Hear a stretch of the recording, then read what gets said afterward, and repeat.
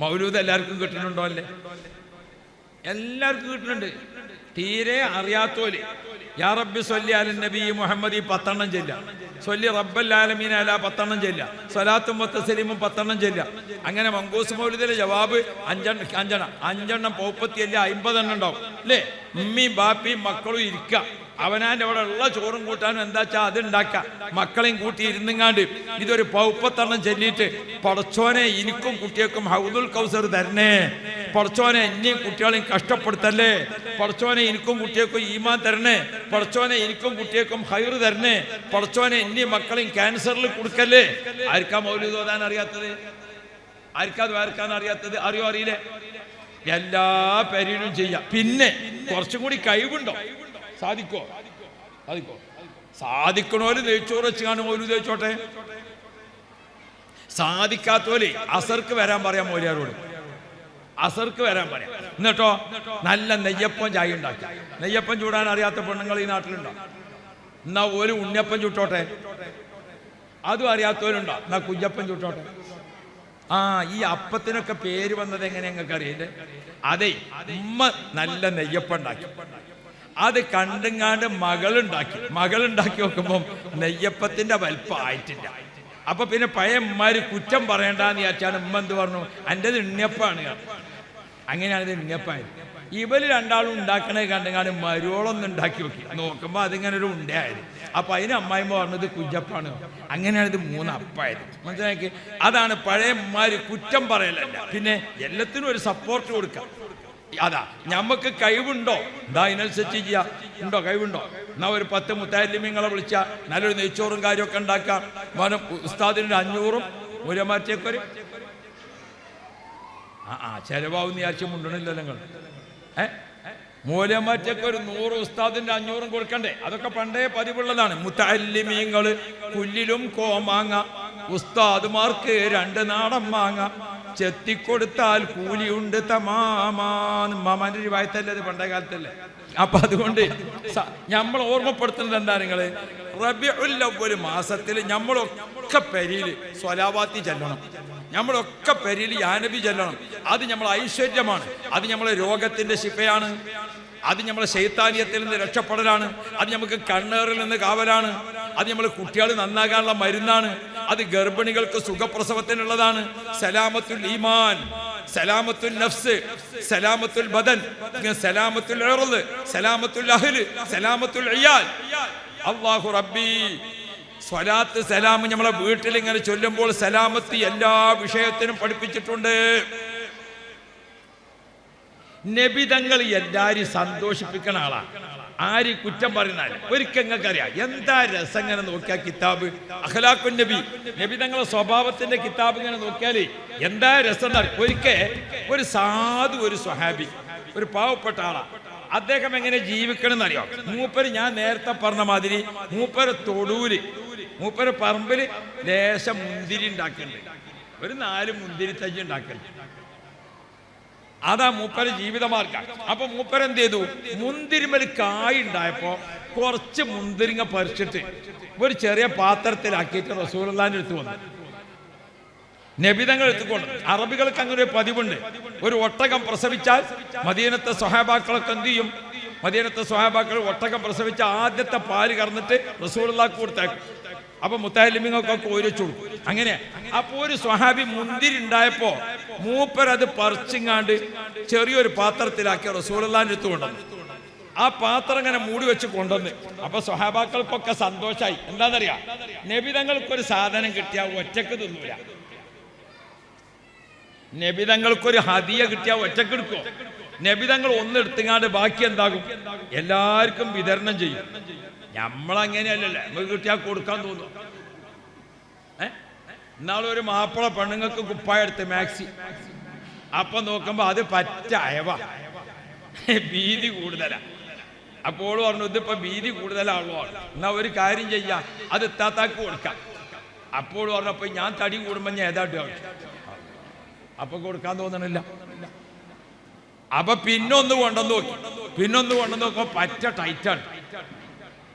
അപ്പം എന്നാ പിന്നെ ഒരു കാര്യം ചെയ്യാൻ, എനിക്ക് ടൈറ്റ് ആണെങ്കിൽ അതെന്റെ അനുസരിച്ചാണ് കൊടുക്കാം. അപ്പൊ പിന്നെ ഞാൻ മെലിയുമ്പോ ഏതാണ്ട് കണ്ണുകൾ കൊടുക്കാൻ തോന്നുന്നില്ല നമുക്ക്. ത്വാഹ റസൂലുള്ളാഹിന്റെ കയ്യിൽ അങ്ങനെയല്ല, എന്ത് നബി തങ്ങളെ കയ്യിൽ കിട്ടിയാലും കൊടുക്കുക ചെയ്യാം.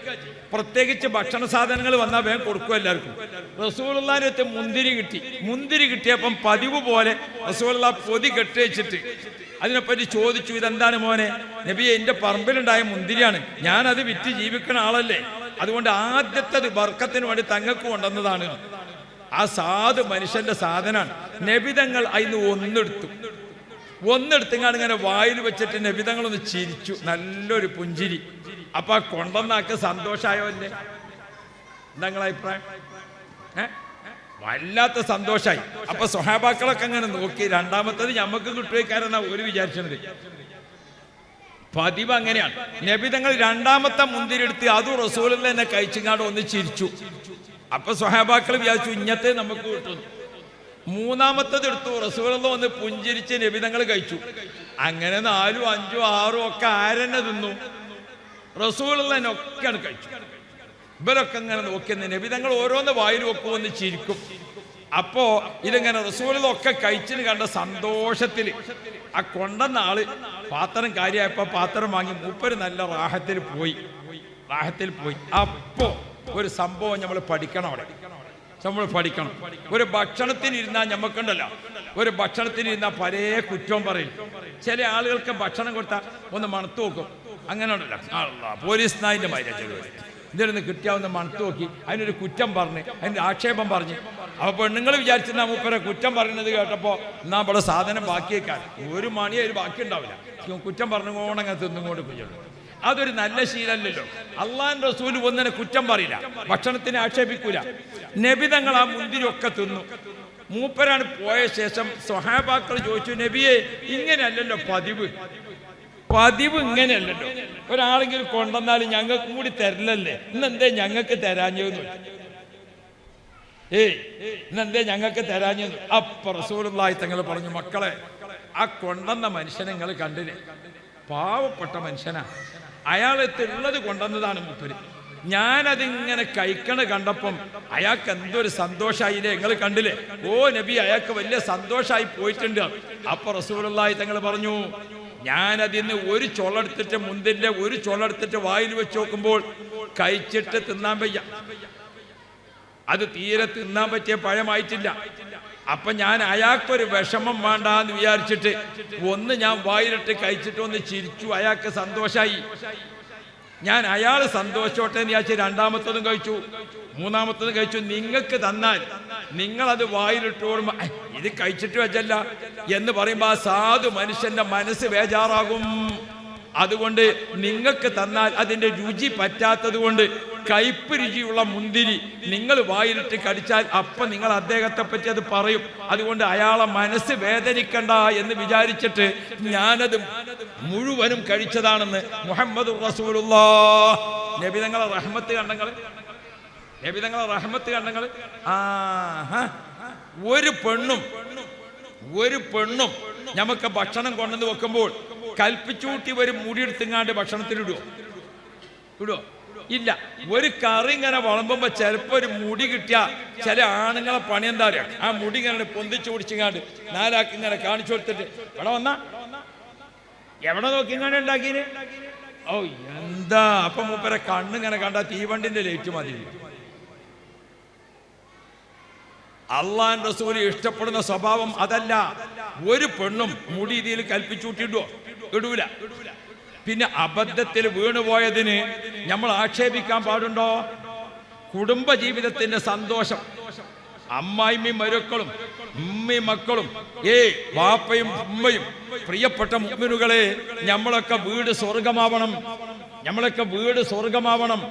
ആരും ആരെയും കുറ്റപ്പെടുത്തല്ലേ, ആക്ഷേപിക്കല്ലേ.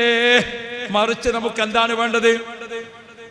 ഏത് കാര്യവും പുഞ്ചിരിയോടുകൂടെ ഉണർത്താം.